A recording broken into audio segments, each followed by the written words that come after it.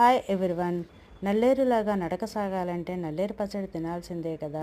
మిద్దె తోటలో తాజాగా వచ్చిన నల్లేరు, మునగాకు, కరివేపాకు తీసుకొని శుభ్రంగా కడిగి పెట్టుకొని చేతికి నూనె రాసుకొని నల్లేరు నార తీయాలి. లేదా అంటే చేతులు బాగా దురద వస్తాయి.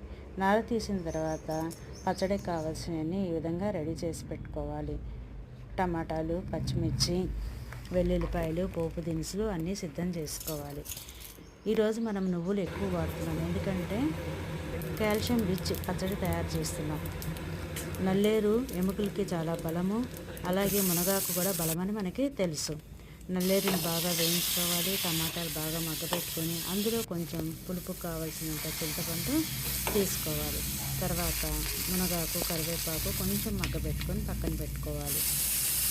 రుచికి కావాల్సినంత ఉప్పు, కావాల్సిన కొంచెం అంత పసుపు వేసుకొని మిక్సర్లో కోర్సుగా గ్రైండ్ చేసుకొని వేడి వేడి అన్నంలో పచ్చడి వేసుకొని తింటే ఆహా